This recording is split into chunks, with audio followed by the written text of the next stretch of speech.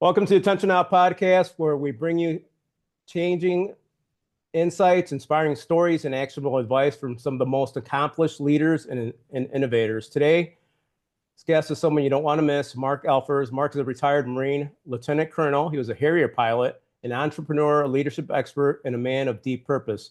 His journey from the cockpit to the boardroom is nothing short of incredible. Mark, welcome to the show. Thanks so much, Dave. Appreciate you having me. Absolutely. Pleasure to meet you. Let's dive right in. Did I miss anything on your intro at all? No, I think that's a fair place for us to start. Okay, perfect, perfect. If we need to expand more, we could obviously do what we're Yeah, for talking, sure. right? All right, perfect. Let's rewind to the beginning. How did you wind up joining the military? Can you tell us a little bit about that story? Why Yeah, you joined the military?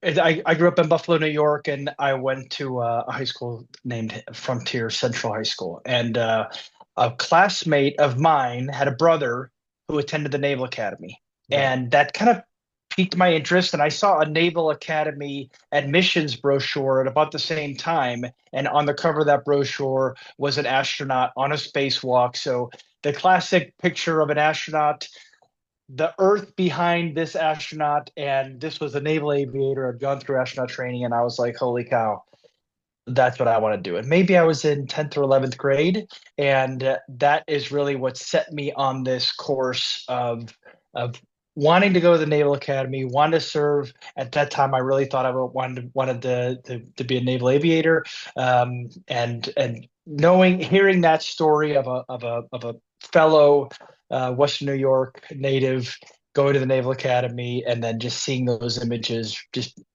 meant a lot to me, and that's kind of what started me on this path.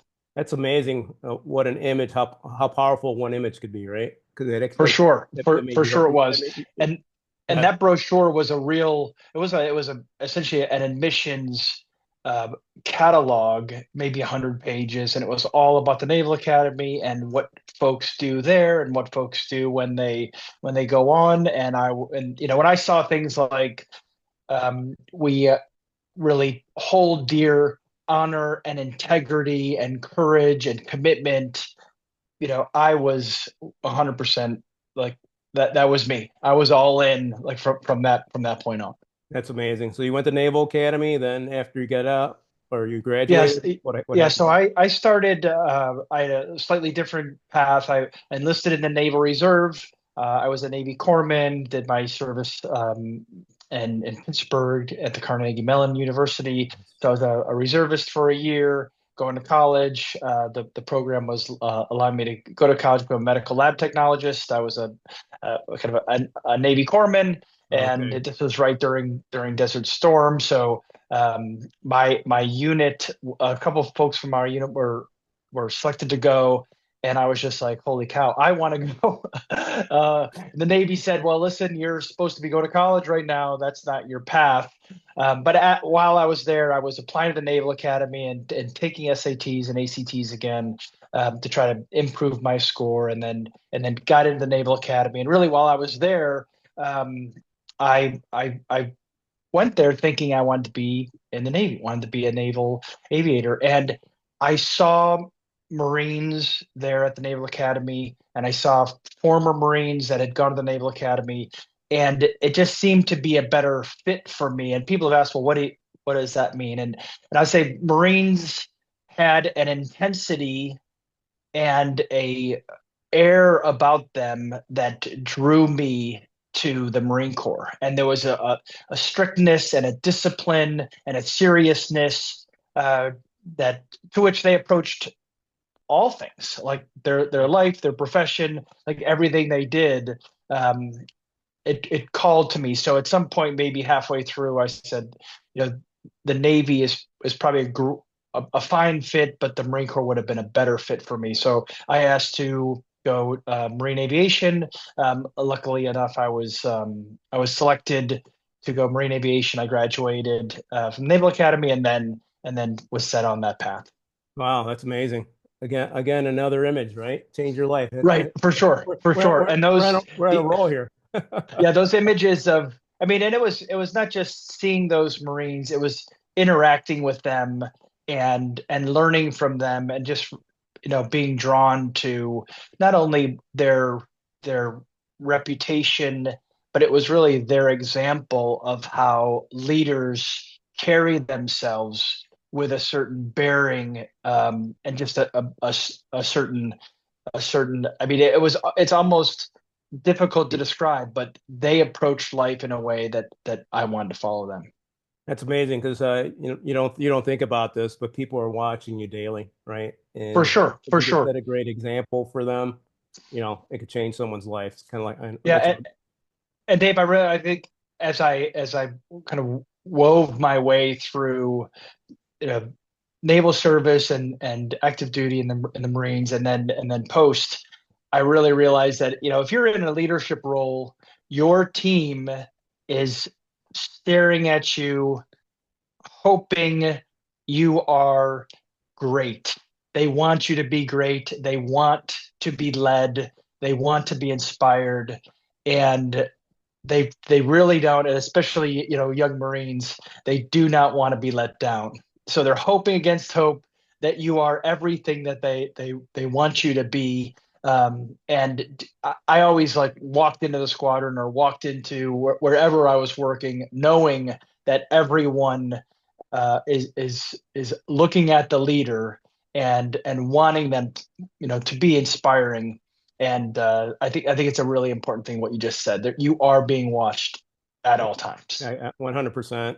Let me backtrack a little bit. So you finished, you went to aviator school, right? Yeah, so for Marines, we all start going to the basic school. So it's a 6 month training where we all learn how to be essentially a rifle platoon commander. So we Okay. have enough skill, to enough training, enough education, enough time in the woods and in the classroom to know how to act as a Marine officer. And then everyone goes to a school where they learn how to do their job. And for me, that was Naval Aviation Flight School in Pensacola, Florida. Nice. Okay, good deal. So so there was probably additional training for Harrier training, correct? Because not everybody Yes, becomes a Harrier yeah. pilot, So we correct? so all aviators go through just basic, how do you fly an airplane, and then as you continue through the process, you're sorted into, hey, you're in transport like a C-130, you're in helicopters of various sorts, or you're in tactical aviation or jets. I knew I wanted to fly jets, and I've kind of worked through that process. Basic, flight school was in Pensacola, Florida. Then I went to Kingsville, Texas, for essentially to learn how to fly jets, and then I went to Cherry Point, North Carolina, to learn how to fly Harriers. Oh my gosh. Holy cow. Was it always thrilling the next school you went to No, learn? it's terrifying What is because when for a guy like me, Right, like I had never flown. right. I I was learning something almost brand new, and every day. But I say this, naval aviation has been around for a long time. They have figured out how to train people how to fly, and it's a learnable skill. So Right. if you have the basic level of work ethic and health and intellect, you can, and I would say maybe hand-eye coordination, your ability to get the machine in the place in the sky where you want it to be, um, then you can succeed. So I had all those things, and although there were times where just like, I am obviously the worst student naval aviator ever, I'm never going to be able to learn this. Eventually, things clicked, and then you pick it up, and then you're like, okay, I can actually do this, and now I'm actually getting halfway good at it. I That's say that awesome. very humbly because while I was going through, there was plenty of guys who were just naturals, Dave, just naturals. It just seemed like they picked up everything on the first bounce, and for me, it was just a lot of hard work and a lot of focus and a lot of dedication to make it through the process. That's great. You stuck with it, right? Which is For sure, which is for sure. half the battle, right? It's Yeah, kind of like when you're in college, right? You got these guys that remember everything off the top of their head, They don't have to study. It's like, dude, are you studying? No, I don't have to study. It's like, you're killing me. You're yeah, and I think it's an important thing to remember, that like we are all Right. on our own path. Like Exactly. and some folks are super gifted and they have just a different trajectory. Um, you have to make your own path with the skills and the motivation and the desire you have to chart your course to where you want to go and how you want to track it. So whether it's in college or it's in small business or it's a post-military career, whatever it is, you've got to make sure that you're putting your best effort forward, to do what you want to do. 100%. That's part of life, right? Make sure Yeah, for it's sure. happening across the board. What percentage of people or Marines actually wind up flying Harriers? It's really probably a small percentage, right? Yeah, it's I don't know the number. I think I may have at one point known that number, but it is a sliver. There were more Hornet pilots or F-18 pilots than there were Harrier pilots, and there's a lot more helicopter pilots in the Marine Corps than jet pilots. But I don't know that sliver of like what was the percentage that ended up in Okay. Harrier land. And how hard was it to fly a Harrier compared to a regular jet? Well, there's again, trainable, learnable skill. Right. But it while I was in, um, the Harrier did have the highest uh, mishap rate, which I, meant re there were more I accidents, and it remember is that. a slightly more complicated Exactly. airplane than other airplanes to fly, and there's slightly less automation than other airplanes like the F-16 or an F-18. Um, so it did require a little bit more training, because there are various ways you can land. There's various ways you can take off. You had to master the ability to vector your thrust Okay. via the nozzles in the Harrier.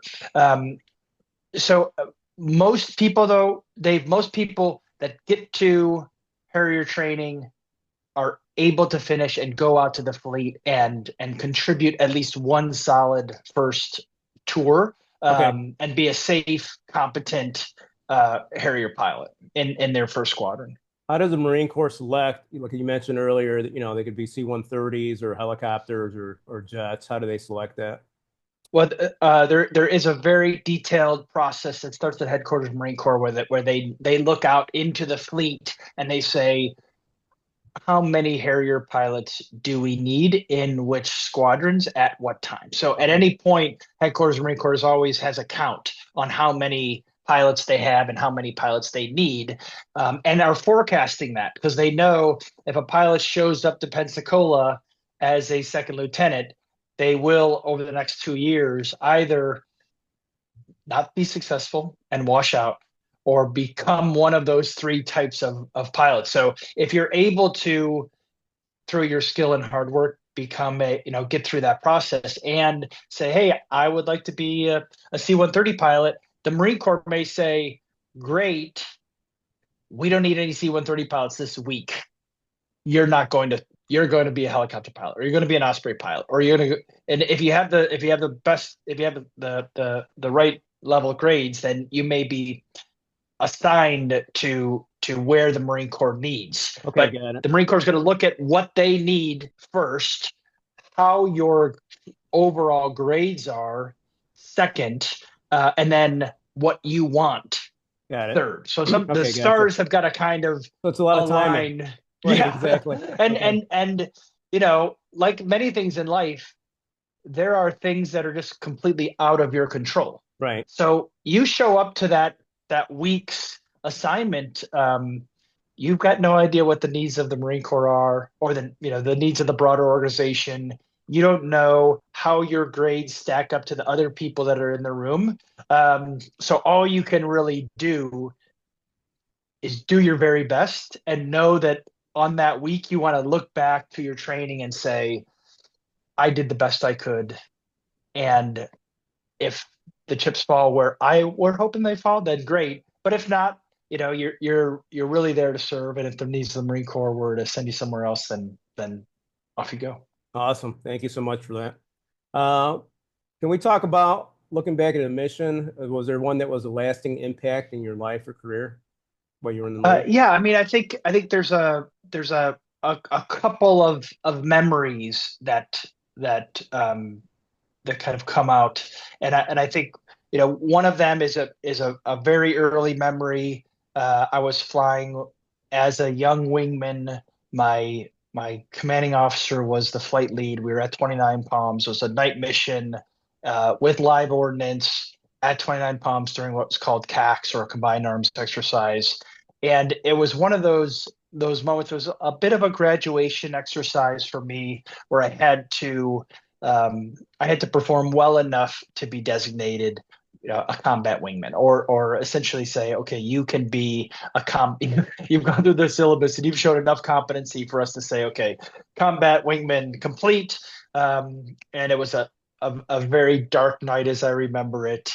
You're flying with night vision goggles. You're flying with a squadron CO, who's just a tremendous leader, tremendous, aviator, and as someone that we all looked up to and held him in such high regard. And as you're flying this mission, I can look down and see these various weapons shooting on targets. So you see across the terrain this kind of automatic weapon, this kind of automatic weapon. And Dave, when you see a tank fire from the air, it looks like a laser beam because it's so much faster. It's so much faster than anything else it hits. And then as we would roll in and drop our ordnance, the entire night sky would bloom white in your night vision goggles as that ordnance came off. So we had 3 or 4 what are called 9 lines to in this close air support simulation, and then go back to 29 Palms to land. And it was a very windy, dark, cold January night, and landing and getting out of the jet and having my CO come over to me and say, congratulations, that was a great flight. And I can't exactly remember what he said to me, but he essentially said, you've made it. Nice. And There it was such a sense of relief and accomplishment, and those culmination of many, many, many years, almost from that kid in high school who saw that go to the Naval Academy brochure, to now a captain in the Marine Corps who has been trained to be able to fly this airplane in a certain way, and well enough to have the CO say, "Yeah, you did." That really stuck. That's That awesome, really man. stuck with me. Yeah, I really, I think about that flight occasionally, and just feel how lucky of a kid, because I think about how many folks have said to themselves at some point, hey, I wish I had gone to the Marines, or I wish I had gone to the Navy, and maybe I could have been a pilot. I wanted to do that at some point, but I got distracted, I got derailed, and there I was doing it. So I have a lot of fondness of for that memory. But I think there's a couple of other times. But my time that I spent in Iraq, I was a forward air controller with an organization called Anglico. And there was one mission. There was a time when the bad guys in our area were digging holes in roads and planting improvised explosive devices. So imagine just landmines on these roads, and for the ground element to move and communicate and try to work in that area, uh, it was really difficult, really dangerous, and you had explosive ordnance disposal trying to clear roads during the day, very slowly, very methodically, find something, dig it up. Sometimes an arm of the excavator would get blown up, or a blade of a front loader would get blown up.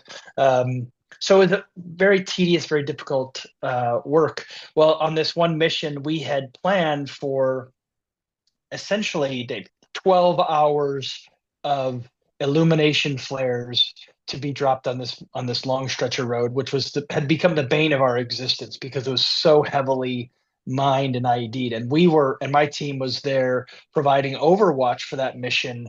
But essentially, what we were able to do is turn night into day Wow. and prevent bad guys from going in there and planting these IEDs. So the progress that our teams had made during the day could be held so all night long. And it's a super manual process because out of a C-130 had essentially a zillion of these illumination flares, and we're launching them from the back of the C-130 over and over and over all night long. And Holy moly. I mean, and it worked because the next day when we went out to clear our guys went out to clear that road, there were no new mines, and we made such substantial progress. And then the next, we were able to kind of capture and hold. And I think, one of the things I took from that mission is, we had been doing kind of the same thing over and over and over. And, getting to at that point of my career, I had learned enough about the Marine Corps and enough about Marine Corps aviation. And I said, hey, I know C-130s can do this. And I know they're great at it. And I know they have great on station time. And I know what the bad guys are trying to do under the cover of darkness. I think we can disrupt the bad guys' plan here.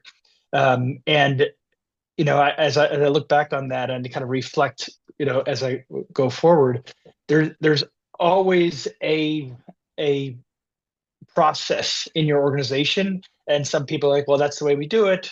We're going to keep doing that. I just challenge folks to think about that process and really ask it, like, is it working?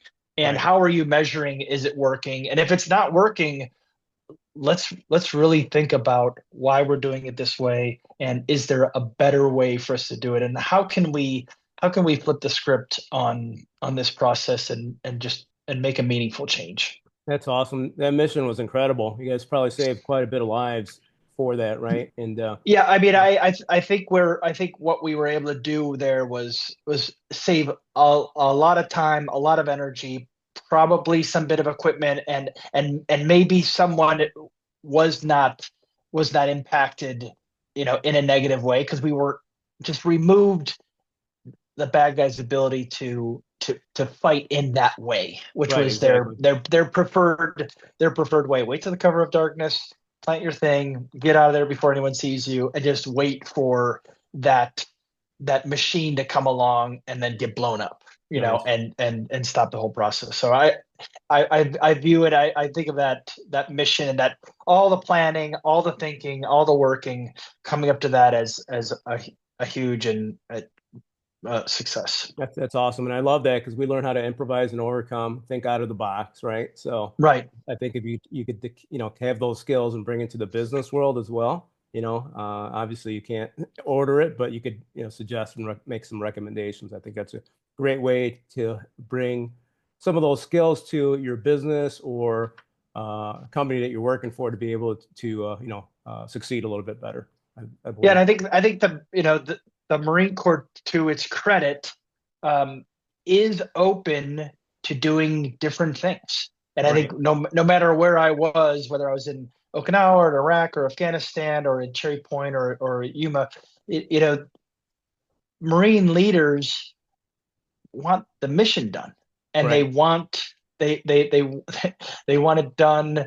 And if there's something that's getting in our way, like, Marine leaders expect folks to figure out a way. And you've heard, like, find a way or make one. Right. like Exactly. like you Right. just gotta create this solution. I think, leaving the Marine Corps and going into biotechnology at Amgen, I found that there's a similar drive to innovate. However, the regulatory environment and the scientific environment, when you're building let's say it's a protein that's going to be injected into the body, and that protein is going to either turn on or turn off some sort of system in the body that helps the patient who may be living with a super serious disease, like cancer or rheumatoid arthritis or multiple myeloma.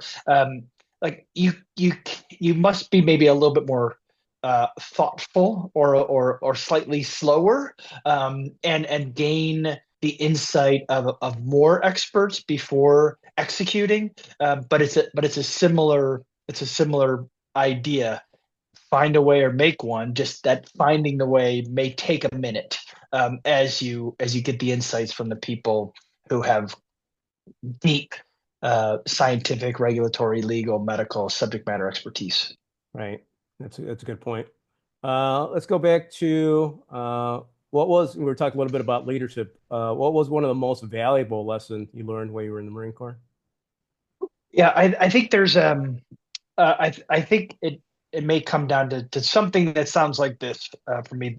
You know, there is a part of leadership that is bearing, and how you approach problems and the seriousness which you approach problems.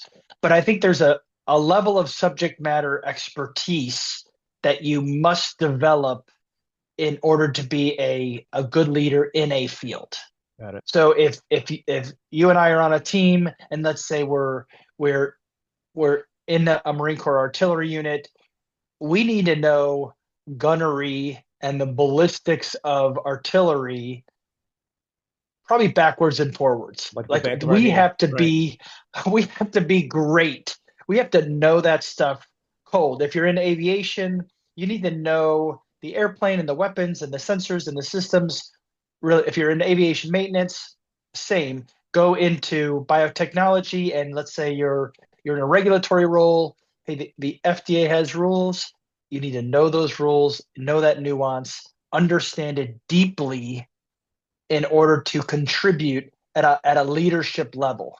So I think that idea that you can be a leader by, through your actions, but there has to be deep knowledge Right. that you have in order for you to really lead a team, or a team of teams, or a team of teams, where you may be in charge of a couple few hundred people, and your direct reports are all leading those folks. So I hope that answered your question. I didn't No, I that's didn't great. wander No, around no, too no, I much. love it. I love it.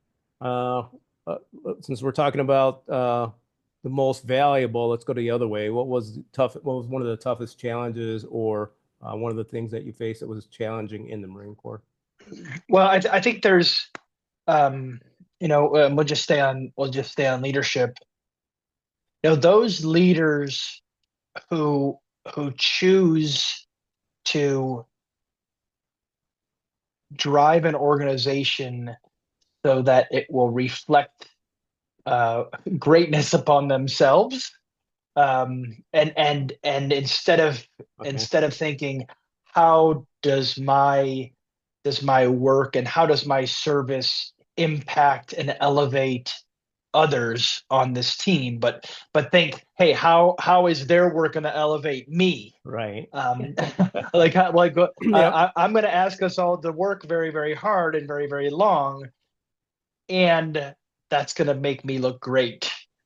I think that's tough. And I think Marines, and I would say Marines, but really anyone on any team knows if you are there for you, Right.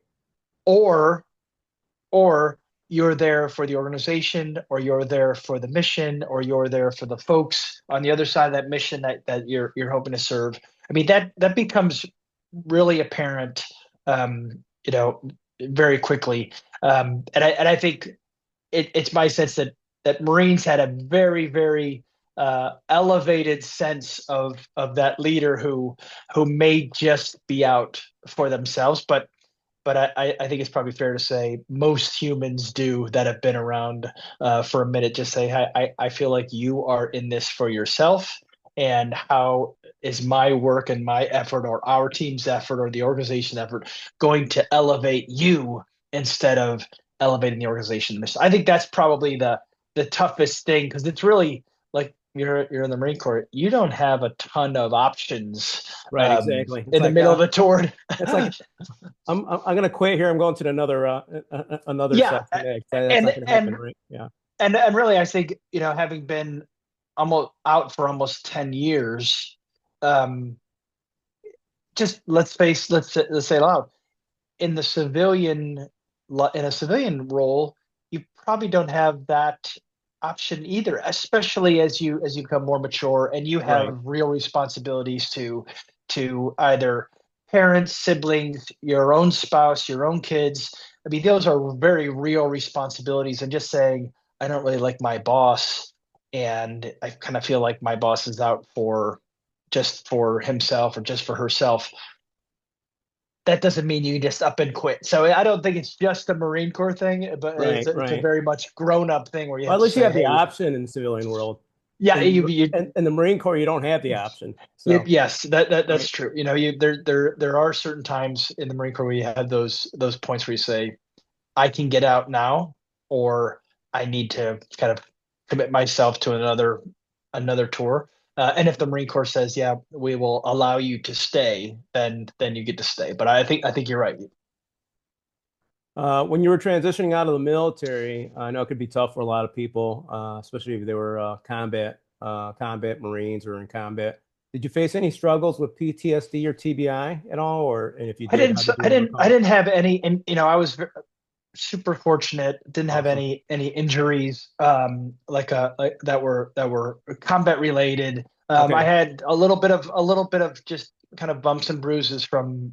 I mean, it's a rigorous occupation. Right. So Absolutely. but I think emotionally, you know, it's a it's a difficult role, and I think I came out of the Marine Corps, and it did take me a minute to realize. I mean, I'd been in the military or doing something military related since I was 18. Um, and it took me a minute to kind of realize that the intensity with which I brought to everything Marine Corps, sometimes it's just not a good answer.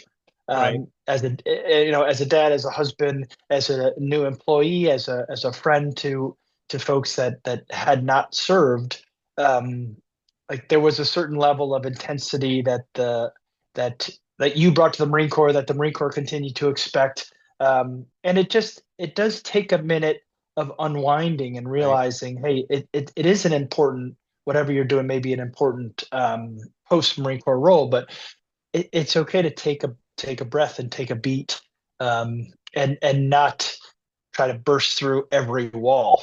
Right. Exactly. You Yeah. know, um, and I think there's like I really had come to believe that if you were in the Marine Corps, you're probably the person that could work really hard and had the mission in mind.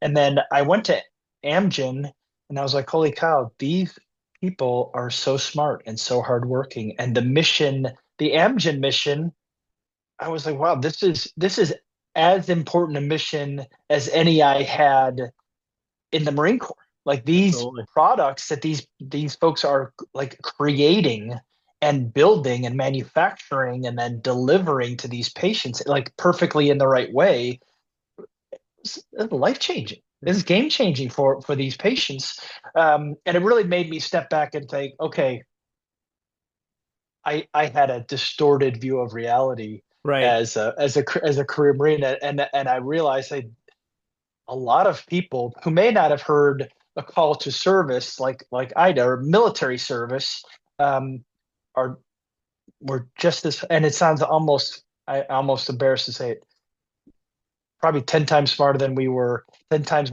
harder working, just focused on a different goal. Mission. Yep. So I think that takes a minute. Once you realize that you can come to organizations with a bit more humility, bit more openness to learn, and a bit more willingness to like sit next to someone that may be, and I keep going back to regulatory, but it could be in really any sort of that business, and learn from them and appreciate what they're bringing to the table. Yeah, I think a lot of people wind up getting stuck on what they did, and and they can't tr make that transition, like you were mentioning earlier. But I just look at it. It's like, hey, that was just part of my life, and I'm on the next chapter, right? We always have different sections, different chapters, different seasons, as they call it. And that season is done. I loved it. I have camaraderie with a lot of veterans. But guess what? You're on a new mission now. Change that mindset, make that adjustment, and let's go accomplish this mission that you were on now. So Right. And I think as I think about what the past is, I think I read something that sounded like the past is not to live in, and it's to learn from, and maybe enjoy a memory, um, but you should not find yourself every day thinking about that last chapter. Like, how are you going to apply what you learn and apply those experiences to be the best version of yourself in your next chapter? And I think that's a powerful thing to remind ourselves. 100%. Every day is a new day, right? For sure, for So there sure. you go. What keeps you motivated every day?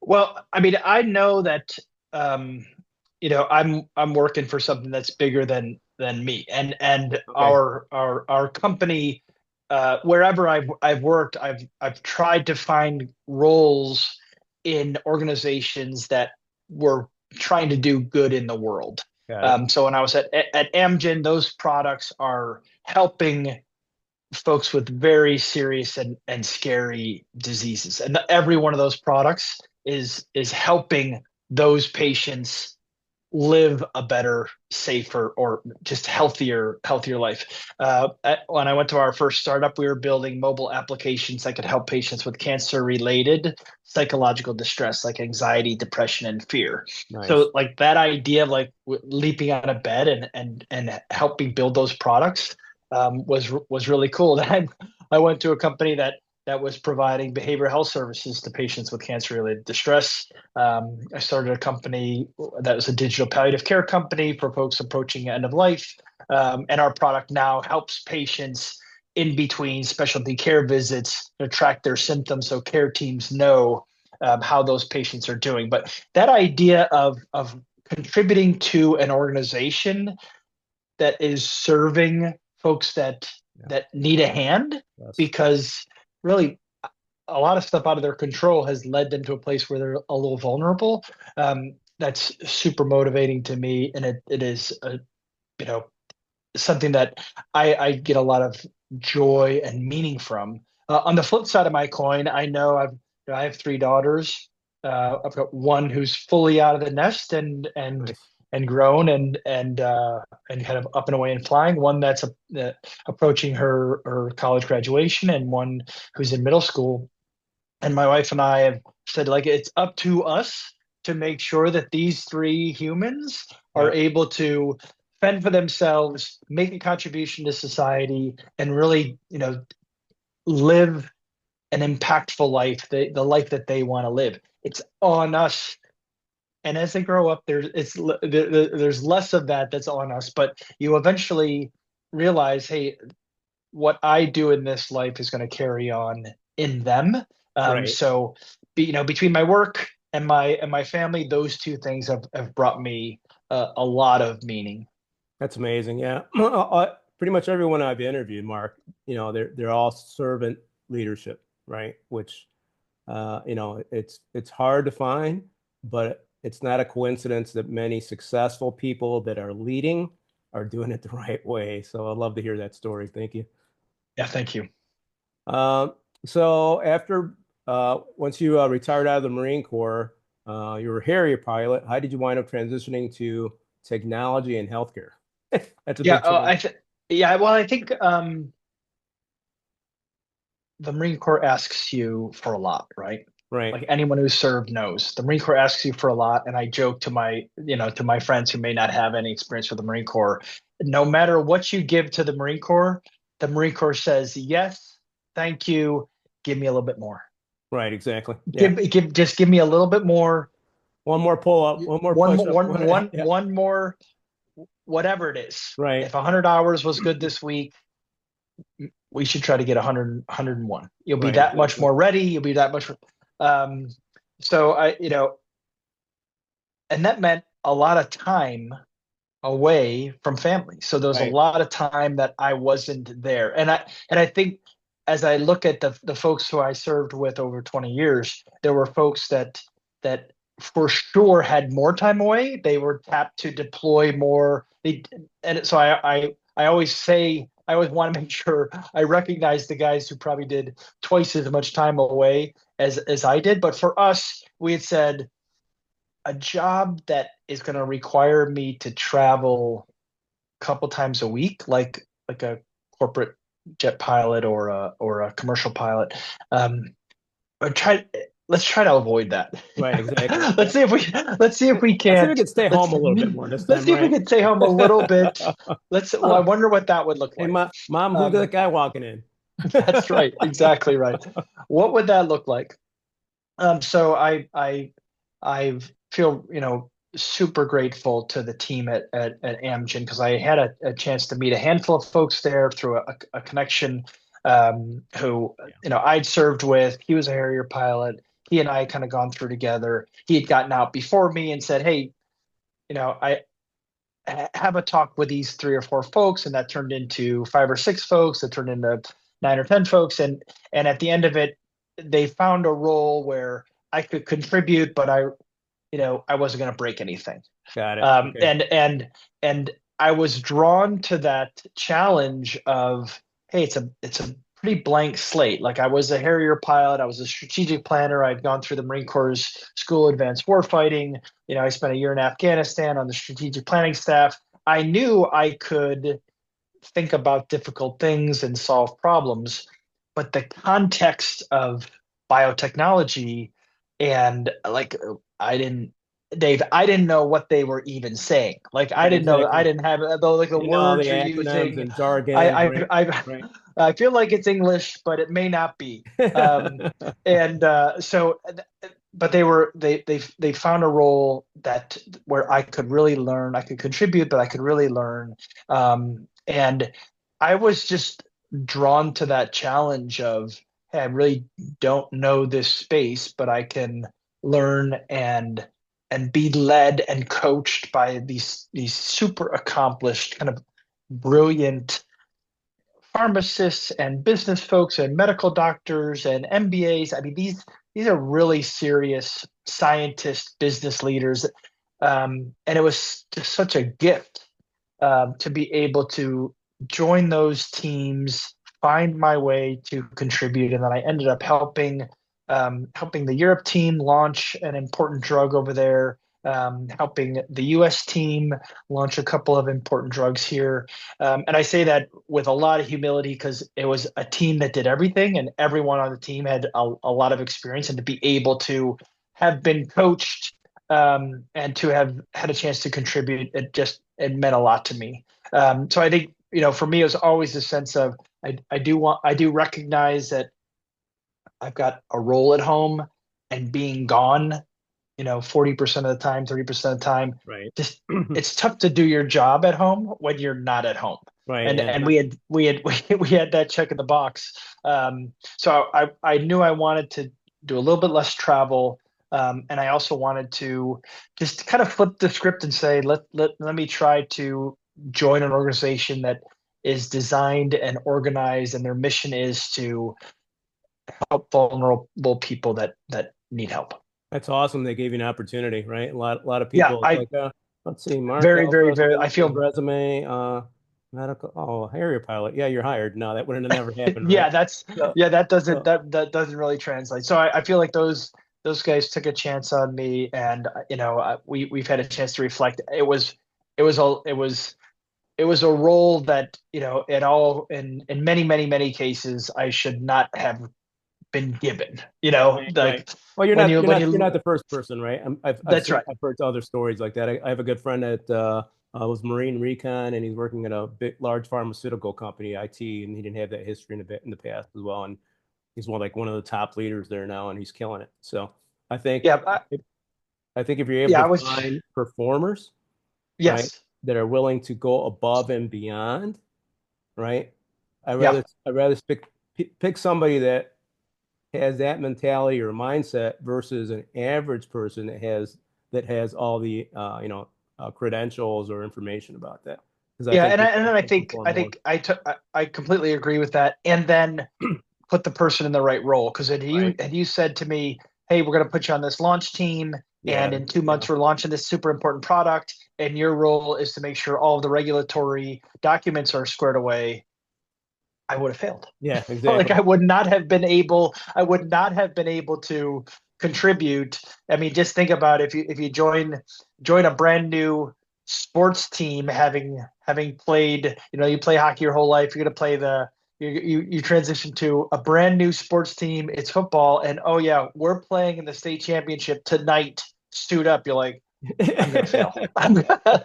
So I Yeah. would say, for hiring managers out there who are contemplating, hey, do I give this military guy a shot? Yes, as long as you've got a little bit of time for this individual to Ramp up. learn the sport, learn Right. the rules, learn the language. But if you drop them into the octagon on the first day, the wheels are probably going to fall off. Right. That's true. That's a good point. Uh, so you're now with Greenscape Health, correct?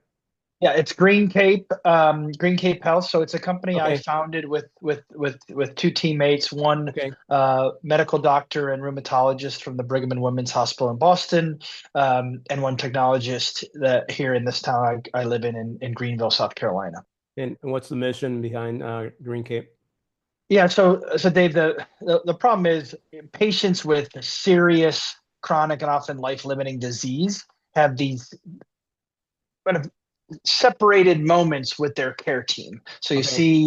you see your care team on day one. It may be 3 weeks, 3 months, 9 months until you're able to see them again, because there's a ton of patients and not tons of providers. Well, along that period of time, there are moments when symptoms can kind of come off the rails. And I say this, like, symptoms can get worse slowly. And if the care team does not know how the patient is doing, they cannot intervene.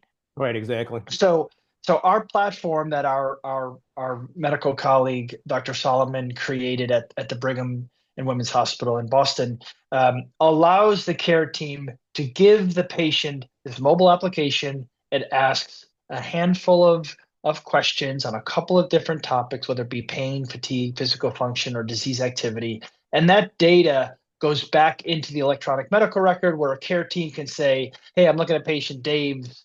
Um, at patient Dave's symptoms, and the system has just notified me that all of his symptoms are getting worse and they're deviating from his baseline. Uh, let's go ahead and give him a call.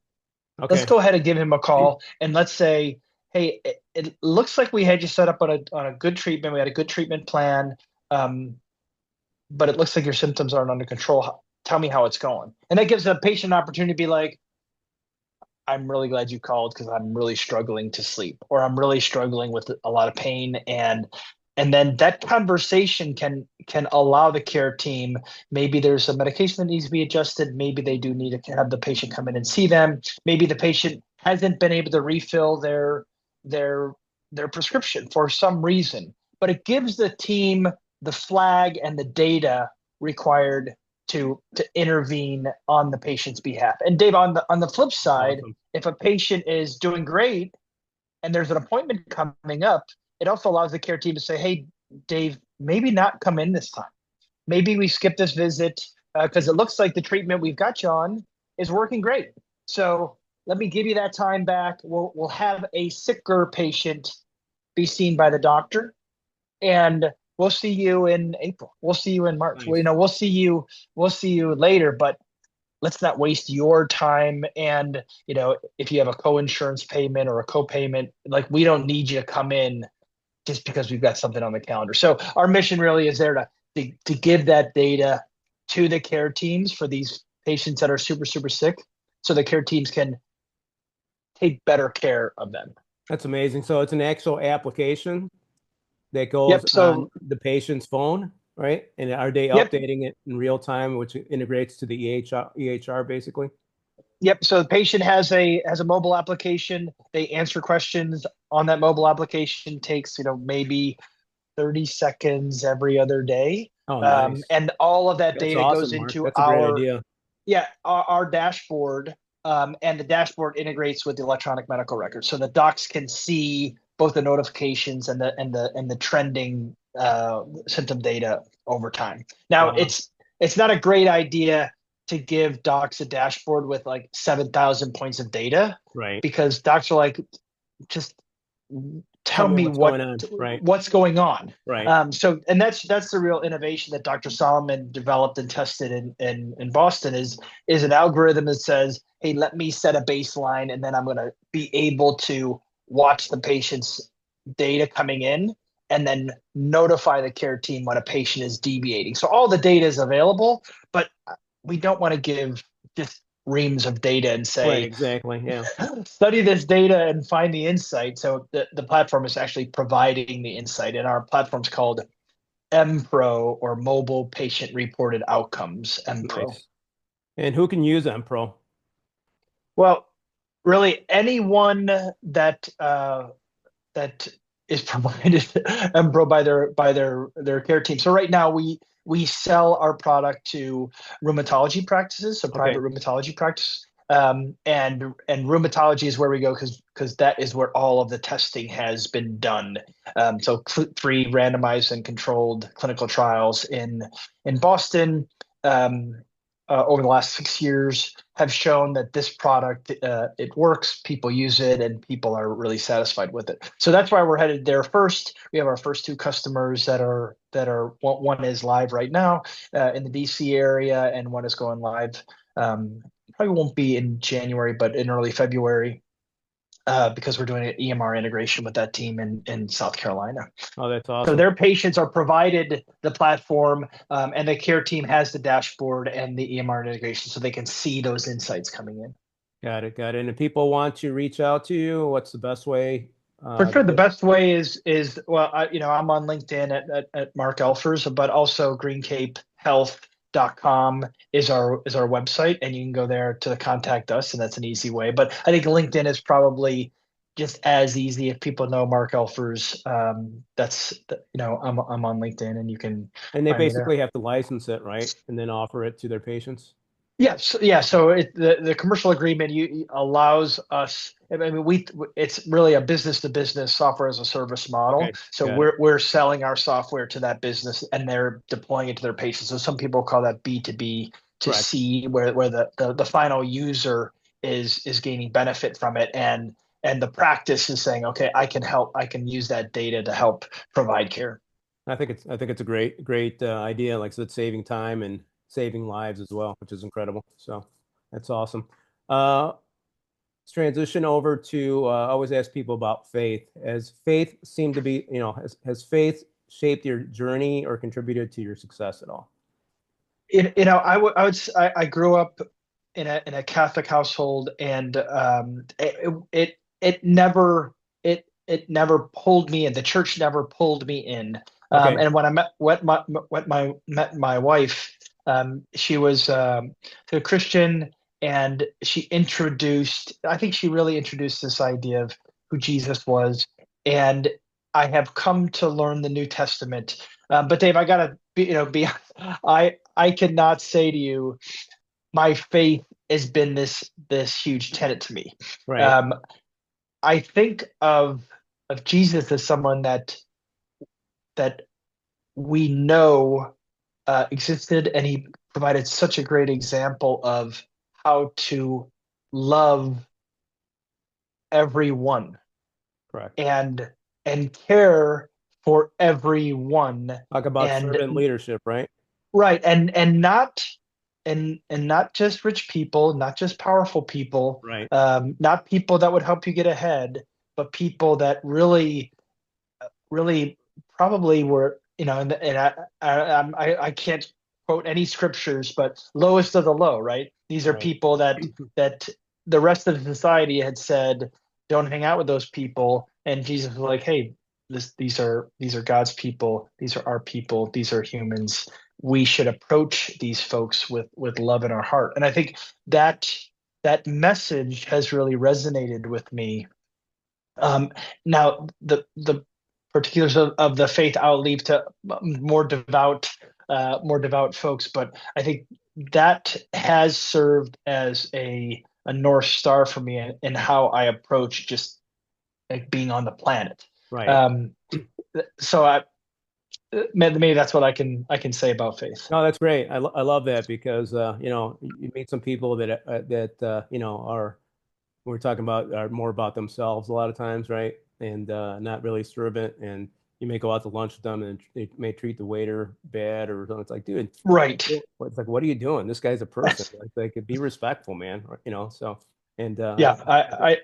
Yeah. I think it's a great way to remind ourselves how we should be interacting with really every anybody, person right? that we come in contact with, or we're near, or we have any sort of association with. That's awesome, Mark. Thank you so much for that. So let's go back. If you're 20 years old today, what advice would you give yourself or someone else that's just starting out? Yeah, well, I think for me, I probably would have. I probably would say, uh, when you commit yourself to the Marine Corps, you're gonna be pretty much all in, right? Um, when I married my wife and we had children, I don't think my 20-year-old person or my young 20-year-old person understood that that along the way I would have these opportunities to maybe go do other things, and and I could have taken a minute, maybe at year 8, or year 10, and said, are there other things out in the world that would allow me to take care of my family just as well, if not better, be more present, just as much, if not better. And I don't think, the younger version of myself was open Right. to that idea. Correct. And I don't know that had he been open to that idea, he would have come to a different conclusion. But I think as I've kind of grown, I realized, hey, there's all these opportunities to go do other things that could have led you to the same place from a life perspective, from a meaning perspective, from a take care of your family perspective, um, maybe without as much pain. Yeah, that makes sense. Yeah, absolutely. Without as much difficulty and time away. So I think for young people, when you start on a path, just know that there's very few paths that you can't step off of and start a new path. Sometimes it's difficult to like loop all the way back. Right. Yep. You're some doors will close, as you walk through life, but just know that a lot of doors stay open for a long, long time, and you have to be aware of those other opportunities. And maybe you're aware of them and you're like, I have no interest in that door. It can close anytime it wants because I'm never going to walk through it. But I think you do yourself maybe a bit of disservice if you don't at least acknowledge that those doors exist and they may be open for you. And hey, what if, what if I walked through one of them? So keep your eyes open at any Keep age. your eyes Yeah. open the whole Yeah. time, Yeah. the whole time. I don't think I would have listened to your advice at 20 either, but hey, I mean, yeah, me neither. if I think if we could touch one person out there today, Yeah, for sure. that may For get it, I sure. think that's awesome. So thank you for that advice. Uh, we talked a little bit about leadership. Someone that's aspiring to become a leader, how, what steps can they take and, to develop that right now? Yeah, I think the bit about let's maybe combine a couple themes. You said servant leadership. We mentioned some of the teachings that Jesus had shared with us. Um, like caring for your team, it's an important part of leadership.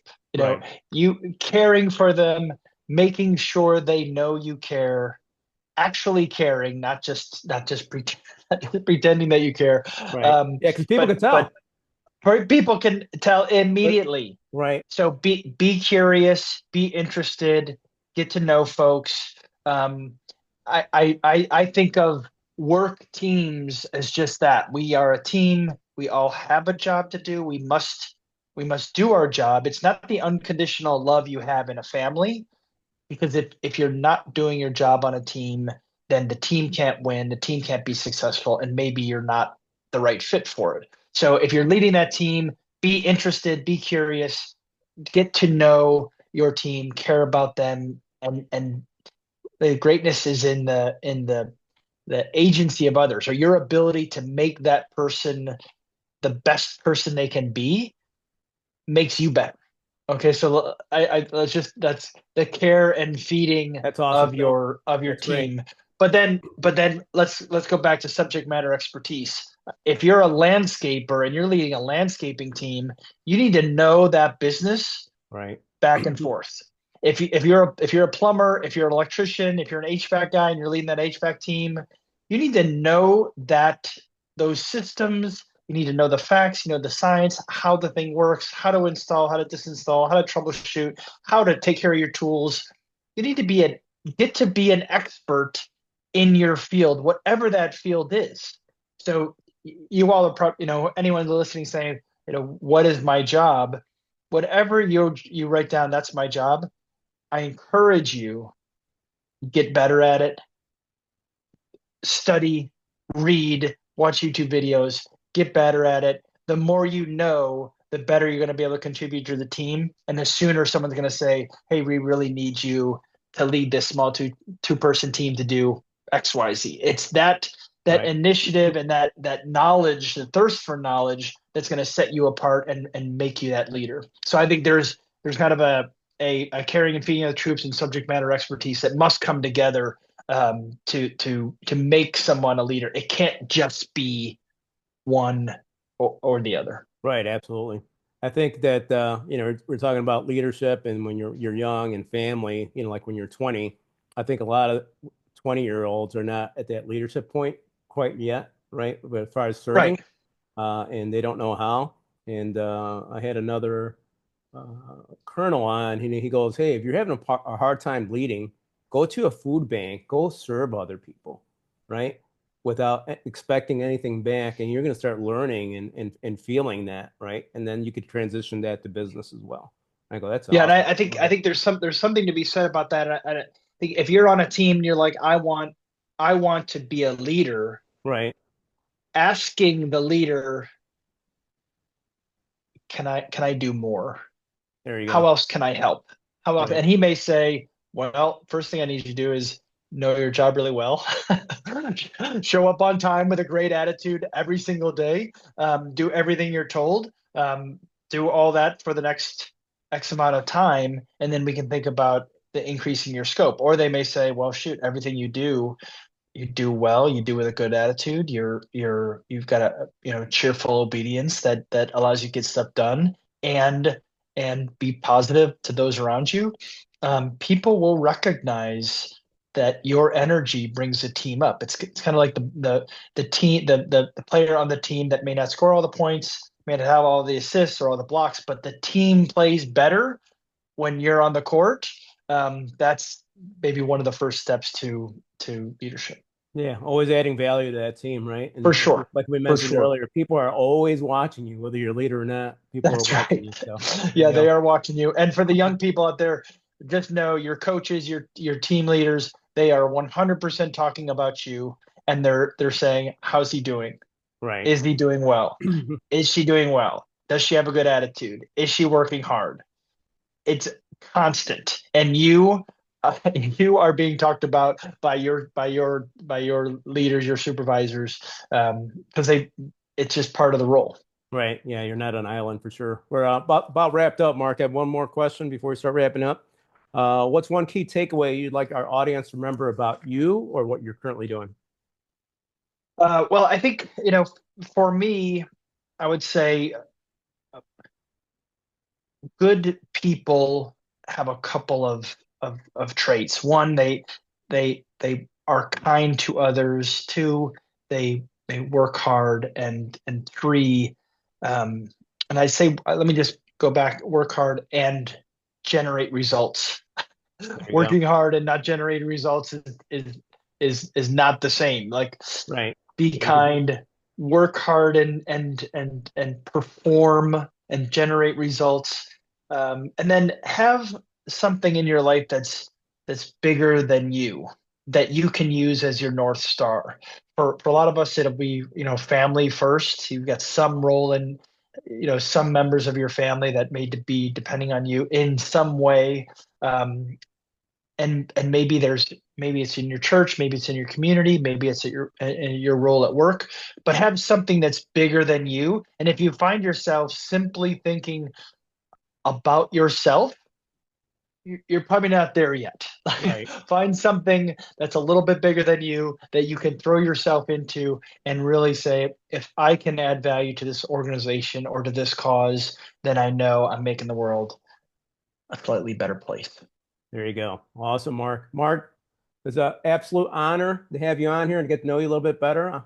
Thank you for being on the show. Thank you for sharing your incredible journey and your wisdom with us. And to our listeners, thank you for tuning in to the Attention Now podcast. Don't forget to subscribe, share, and leave us a review. Thank you, Mark. Thanks, everyone. Appreciate it. Thanks, Dave.